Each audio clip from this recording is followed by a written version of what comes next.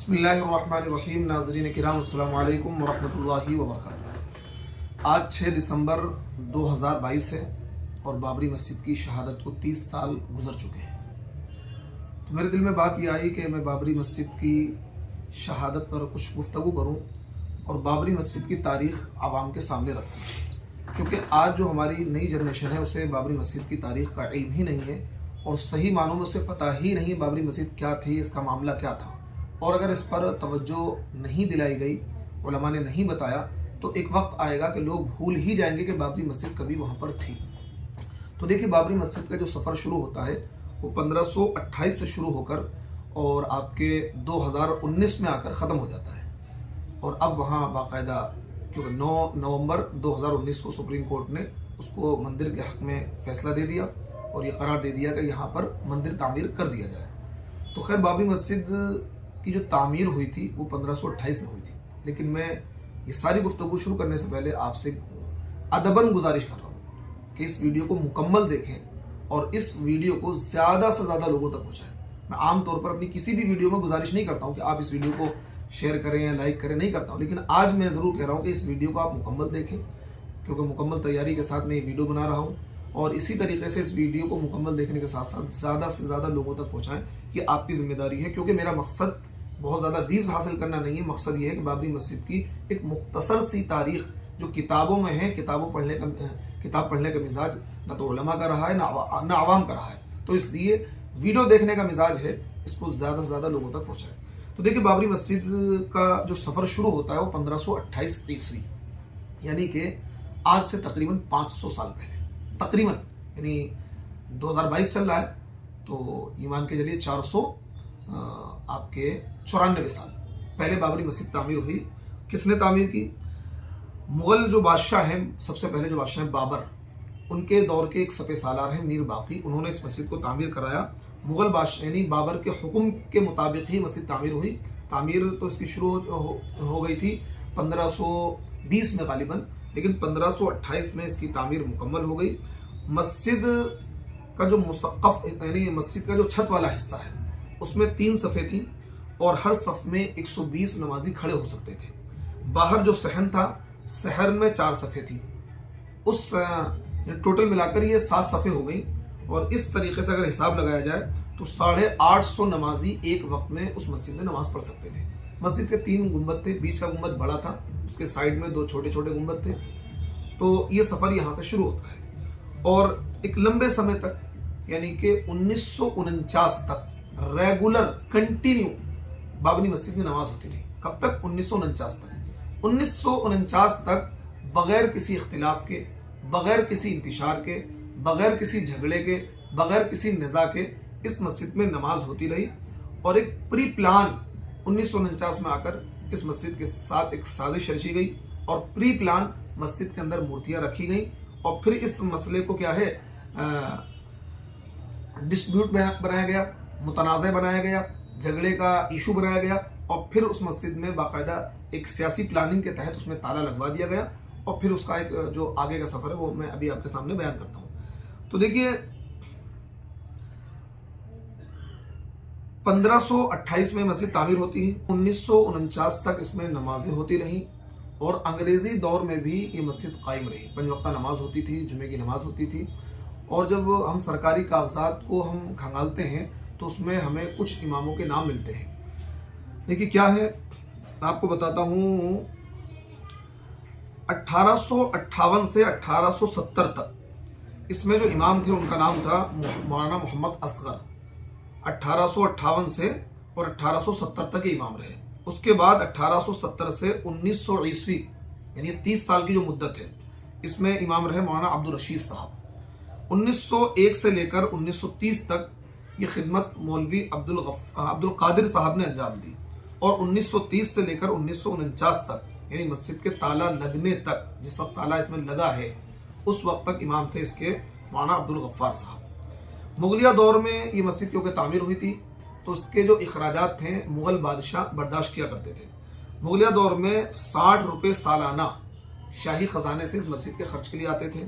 उसके बाद क्योंकि ये जो इलाका है ये अयोध्या में वाक़ है और फैज़ाबाद ज़िला है, तो ये जो सारा इलाका है अयोध्या का, लखनऊ का, ये सल्तनत ऊद कहलाता था। तो ऊद के जो नवाब थे उनके दौर में ये रकम बढ़ाकर, यानी 60 रुपये सालाना से बढ़ाकर 302 रुपये 3 आना 6 पाई कर दी गई। और इस रकम को अंग्रेजों ने भी अपने दौर में अदा किया। गवर्नमेंट जब अंग्रेजों की आ गई तो अंग्रेजों ने भी इस रकम को अदा किया और बाबरी मस्जिद का ये निज़ाम चलता रहा। लेकिन उसके बाद अंग्रेजों ने सबसे पहले मंदिर और मस्जिद का जो मुद्दा है ये अंग्रेजों ने क्रिएट किया था, क्योंकि अंग्रेजों ने इस मुल्क में जो हुकूमत की है वो इस तरीके से की है, डिवाइड एंड रूल, यानी इनको, मुसलमानों को और हिंदुओं को आपस में लड़ाओ और लंबे समय तक यहाँ पर हुकूमत करो। इस पॉलिसी को इख्तियार किया। तो इन्होंने, क्योंकि अयोध्या में मुसलमान बहुत पहले से आबाद थे और बहुत बड़ी तादाद में मुसलमान अयोध्या के अंदर आबाद थे, लेकिन इन्होंने क्या किया, एक बाकायदा मुद्दा क्रिएट किया। कैसे, देखिए, हमें तारीख से पता लगता है बाबरी मस्जिद की तामीर से सदियों पहले मुसलमान अयोध्या में आबाद थे और यहाँ के हिंदू मुस्लिम पूरी मोहब्बत के साथ रहते थे। 1855 से पहले किसी मजहबी मामले में यहाँ के बाशिंदों के दरमियान कोई तनाज़ा नहीं खड़ा हुआ, ना कभी टकराव की नौबत आई। लेकिन जब से इस मुल्क पर अंग्रेजों का मनहूस साया पड़ा और उनका यहाँ अमल दखल शुरू हुआ, तो उन्होंने अपनी वो जो पॉलिसी थी डिवाइड एंड रूल की, उसको अपनाया और उन्होंने दोनों फिरके के दरमियान लड़ाई पैदा करने के लिए मंदिर, मस्जिद, जन्म स्थान वगैरह इस तरह की चीज़ें उन्होंने घड़ी, जिसके नतीजे में 1855 में अयोध्या के अंदर ज़बरदस्त खूनरेज़ी हुई, जिसकी तफसील क्या है किताबों के अंदर आपको मिल जाएगी। शातिर अंग्रेज़ों ने सबसे पहले जन्म स्थान और सीता की रसोई का अफसाना घड़ा। जन्म स्थान के राम का जन्म स्थान ये है और सीता की रसोई ये है। मस्जिद के सहन को उन्होंने सीता की रसोई करार दिया, सहन के बराबर वाले हिस्से को, और जो बीच वाला गुम्बद है उसके नीचे उन्होंने जो भगवान राम हैं हिंदुओं के, उसको जन्म स्थान करार दिया और हिंदुओं को वरगला करके देखो जी यहाँ पर ये मस्जिद बनाई गई है। मकसद उनका था कि मुसलमान और हिंदू आपस में लड़े और हमें हुकूमत करने में आसानी हो। तो ये मुद्दा अंग्रेज़ों ने ही क्रिएट किया था, लेकिन उस वक्त तक भी कोई ख़ास मामला नहीं था। ये मुद्दा उठा और आपस में थोड़ा तसादुम हुआ, लेकिन ख़त्म हो गया, नमाज बदस्तूर जारी रही, लेकिन मुद्दा वहाँ से चल चुका था। उसके बाद धीरे धीरे मुद्दा आगे चलता रहा और 1949 में आकर देखिए क्या हुआ। 49 में जबकि मुल्क फ़िरका वाराना तशद्दुद की आग में जल रहा था और पूरे हिंदुस्तान में अफरा तफरी मची हुई थी, 22-23 दिसंबर 1949 की दरमियानी रात में हनुमानगढ़ी के महंत अभय रामदास ने अपने कुछ चेलों के साथ मस्जिद में घुसकर ऐन मेहराब के अंदर एक मूर्ति रख दी, जिसके खिलाफ उस वक्त ड्यूटी पर मुकर्रर कांस्टेबल जो थे मातो प्रसाद ने सुबह को थाने में एक रिपोर्ट दर्ज कराई। देखिए, यानी ये तारीख के हवाले से नकल कर रहा हूँ, मौलाना हबीबुर रहमान आजमी की किताब है, किताब का नाम है अयोध्या के इस्लामी आसार। इस किताब से मैं ये चीज़ें नकल कर रहा हूँ। अभय रामदास जो वहाँ पर ड्यूटी पर मौजूद थे, उन्होंने सुबह एक शिकायत दर्ज कराई। कहाँ पर?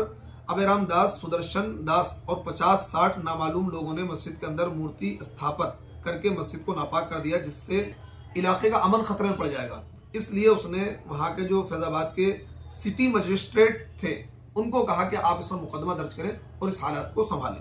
लेकिन खैर, ये सब होने के बावजूद भी इस पर कोई मामला नहीं हुआ और ये इख्तिलाफ जब आगे बढ़ा तो मस्जिद को बाकायदा ताला लगा दिया गया, ये कहकर कि भाई इससे क्या है, अफरा तफरी का माहौल फैल रहा है और इससे क्या है, मुल्क का माहौल ख़राब हो रहा है, उसको बाकायदा ताला लगा दिया गया और ये मामला चलता रहा। उसके बाद आकर मस्जिद का ताला खुलवाया गया। देखिए, 1986 में मस्जिद को खोल दिया गया और खोला किन के लिए गया? जो वहाँ के लोकल हिंदू लोग थे उनके लिए खोल दिया गया और ये कहा गया कि हिंदू लोग यहाँ अपनी इबादत को अंजाम देंगे, क्योंकि हिंदू लोगों की अकीदत यहाँ से जुड़ी हुई है और बाकायदा मस्जिद उनके लिए खोल दी गई, लेकिन नमाज की इजाज़त नहीं दी गई। उसके बाद 1990 में लाल कृष्ण एडवाणी ने एक मुल्क गिर एक बड़े पैमाने पर एक तहरीक चलाई और एक रथ यात्रा निकाली।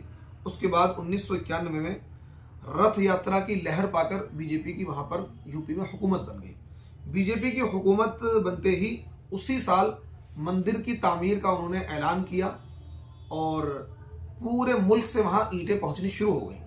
6 दिसंबर 1992 अयोध्या पहुँचकर हज़ारों कार सेवकों ने बाबरी मस्जिद को शहीद कर दिया। उसके बाद जगह जगह फ़िरका वाराना फसादात शुरू हो गए और उसके नतीजे में गवर्नमेंट के डेटा के मुताबिक 3000 मुसलमान क्या है शहीद हुए हैं। उसके बाद जो उस वक्त के वजीर आजम थे नरसिम्हा राव, उन्होंने मुसलमानों से वादा किया कि हम मस्जिद को दोबारा बनाकर देंगे। ये नरसिम्हा राव का वादा है बाकायदा, जो ऑन रिकॉर्ड मौजूद है। 16 दिसंबर 1992 बाबरी मस्जिद इन्हिदाम के लिए जिम्मेदार सूरत हाल की जांच के लिए MS लबराहन कमीशन तश्कील दिया गया कि इसकी जांच की जाए और किन किन लोगों ने इसको शहीद किया, क्या मामला है। इसके लिए कमीशन गवर्नमेंट ने तश्कील दिया, जिसको लबराहन कमीशन कहते हैं। उसके बाद 1994 इलाहाबाद हाई कोर्ट की लखनऊ बेंच में बाबरी मस्जिद की जो इन्हिदाम था, बाबरी मस्जिद को जो तोड़ा गया था, उसके ताल्लुक से एक मुकदमे का आगाज हुआ, मुकदमा शुरू हुआ। 4 मई 2001 खुसूसी जज SK शुक्ला ने बीजेपी रहनुमा लालकृष्ण आडवाणी, मुरली मनोहर जोशी समेत 13 रहनुमाओं को साजिश के इल्जाम से बरी कर दिया। यानी इन पर साजिश का इल्जाम था कि इन लोगों ने, मुरली मनोहर जोशी, लालकृष्ण आडवाणी, इन लोगों ने क्या है एक साजिश रची थी और साजिश रचकर मस्जिद को तोड़वाया था। इन पर मुकदमा चला था, लेकिन इस मुकदमे से इन लोगों को 4 मई 2001 को क्या है जज SK शुक्ला ने इनको बरी कर दिया। उसके बाद 1 जनवरी 2002 उस वक्त के वजीर आजम अटल बिहारी वाजपेयी ने एक अयोध्या कमीशन का क़याम किया, जिसका मकसद इस तनाज़े को हल करना था बैठकर बातचीत के जरिए से, कि मसला क्या है अदालत से हल ना हो, मुस्लिम और हिंदू फरीक आपस में बैठें और बैठकर इस मसले को हल कर लें आपस में बातचीत के जरिए से। लेकिन 1 अप्रैल 2002 अयोध्या के मुतनाज़े मकाम पर मालिकाना हक के ताल्लुक से इलाहाबाद हाई कोर्ट की 3 जजों की बेंच ने समाअत का आगाज कर दिया। यानी 1992 में मस्जिद शहीद होती है और उसके बाद बाकायदा जो मुकदमे का आगाज होता है समाअत के लिए, कोर्ट ने जिस अर्जी को कबूल किया वो कब कबूल किया? 5 मार्च 2003, यानी कि तकरीबन 11 साल के बाद उस मुकदमे की समाअत शुरू हुई। देखिए जरा इंसाफ देखिए। 22 अगस्त 2003 महकमे आसार कदीमा ने अयोध्या में खुदाई के बाद इलाहाबाद हाई कोर्ट में रिपोर्ट पेश कर दी। रिपोर्ट में कहा गया कि मस्जिद के नीचे 10वीं सदी के मंदिर के बाकियात मिलते हैं के इशारे मिले हैं। इस रिपोर्ट को all India Muslim personal board ने चैलेंज किया। यानी जो एक महकमा आसार कदीमा ने उसमें खुदाई की थी, उन्होंने ये रिपोर्ट सौंपी कि इसके नीचे हमें क्या मंदिर के 10वीं सदी के मंदिर के आसार मिले हैं, उसके कुछ इशारे मिले हैं, कुछ हमें पार्ट्स मिले हैं, तो उसको उन्होंने अदालत में पेश किया। लेकिन मुस्लिम पर्सनल बोर्ड ने इसको रद्द किया, मुस्तरद किया कि ऐसा कुछ भी नहीं है, वहां पर मंदिर तोड़ के मस्जिद नहीं बनाई गई है, इसको चैलेंज किया। सितंबर 2003 अदालत ने फैसला दिया कि मस्जिद इन्हिदाम के लिए उकसाने वाले 7 हिंदू रहनुमाओं को पेशी पर बुलाया जाए। देखिए सितंबर 2003 अदालत ने फैसला दिया कि जो 7 रहनुमा मैन थे उनको अदालत में बुलाया जाए कि उन्होंने लोगों को उकसाया है और उनके उकसाने पर, उनके भड़काने पर क्या मस्जिद टूटी है। जुलाई 2009 लिब्राहन कमीशन ने कमीशन तश्कील के 17 साल बाद, जो लिब्राहन कमीशन बनाया गया था 17 साल पहले, वजीर आजम मनमोहन सिंह को अपनी रिपोर्ट सौंपी। 26 जुलाई सन 2010 मामले की समाअत कर रहे इलाहाबाद हाई कोर्ट की लखनऊ बेंच ने फैसला महफूज रखा और तमाम फरीकैन से आपसी रजामंदी से हल निकालने की सलाह दी, लेकिन कोई भी फरीक आगे नहीं आया। 26 जुलाई 2010 को लखनऊ की जो इलाहाबाद बेंच है उसने फैसला महफूज कर लिया था, लेकिन उसने फिर ये चाहा कि ये मसला बातचीत के जरिए से हल हो जाए और उसने दोनों फरीकों से कहा कि आप बैठकर बातचीत के जरिए से मस्जिद मंदिर का मसला हल कर लें, क्योंकि वो भी चाहते थे कि अगर हम कोई फैसला सुनाएंगे तो उसमें मुल्क में इंतशार और इख्तिलाफ होगा। फिर उसके बाद 28 सितंबर 2010 जब कोई फरीक आगे नहीं आया, हिंदू फरीक भी आगे नहीं आया, मुसलमान फरीक भी आगे नहीं आया, तो फिर 28 सितंबर 2010 सुप्रीम कोर्ट ने इलाहाबाद हाई कोर्ट के मुतनाज़े मामले में फैसला देने से रोक लगाने वाली अर्जी खारिज कर दी, जिसके बाद फैसले की राह हमवार हो गई। यानी कि सुप्रीम कोर्ट में एक अर्जी दी गई थी जिसमें कहा गया था कि आप इलाहाबाद हाई कोर्ट जो फैसला सुनाने वाला है उसको रोक दिया जाए, वो फैसला ना सुनाए, लेकिन सुप्रीम कोर्ट ने 28 सितंबर 2010 को वो अर्जी खारिज कर दी। उसके बाद 30 सितंबर 2010 इलाहाबाद हाई कोर्ट की लखनऊ बेंच ने तारीखी फैसला सुनाया। वो तारीखी फैसला जिसके तहत मुतनाज़े ज़मीन को 3 हिस्सों पर तकसीम कर दिया गया। एक हिस्सा निर्मोही अखाड़ा को दिया गया और एक हिस्सा क्या है राम मंदिर को दिया गया और एक हिस्सा सुन्नी वक्फ बोर्ड को दे दिया गया। इस तरीके से वो मस्जिद के 3 टुकड़े कर दिए गए। 9 मई 2011 सुप्रीम कोर्ट ने इलाहाबाद हाई कोर्ट के फैसले पर रोक लगा दी। 9 मई 2011 को सुप्रीम कोर्ट ने इस फैसले पर रोक लगा दी। उसके बाद 21 मार्च 2017 सुप्रीम कोर्ट ने मामले को आपसी रजामंदी से हल करने की सलाह दी। देखिए, फिर सुप्रीम कोर्ट ने कहा कि आपसी रजामंदी से मसले को हल कर लिया जाए। लेकिन 19 अप्रैल 2017 सुप्रीम कोर्ट ने बाबरी मस्जिद इन्हिदाम के मामले में लालकृष्ण आडवाणी, मुरली मनोहर जोशी, उमा भारती समेत बीजेपी और आरएसएस के कई रहनुमाओं के खिलाफ मुजरिमाना मुकदमा चलाने का हुक्म सुना दिया। यानी अब तक इनके खिलाफ कोई मुजरिमाना क्रिमिनल मुकदमा नहीं चल रहा था, तो बाकायदा तौर पर अब सुप्रीम कोर्ट ने इजाजत दे दी कि इन लोगों के खिलाफ जिन्होंने इस मामले को भड़काया था और मस्जिद को तोड़वाया था, इनके खिलाफ क्रिमिनल केस चलाया जाए। इसकी इजाजत किसने? सुप्रीम कोर्ट ने दी 19 अप्रैल 2017 को। 16 नवंबर 2017 हिंदू जो गुरु हैं श्री रविशंकर ने मामले को हल करने की कोशिश शुरू की और इसके जिम्न में उन्होंने बहुत सारे लोगों से मुलाकातें की, मुस्लिम रहनुमाओं से भी, हिंदू रहनुमाओं से मुलाकातें की, लेकिन उनकी प्लानिंग फेल हो गई। फरवरी 2018 को बाकायदगी के साथ समाअत की अपील खारिज कर दी गई।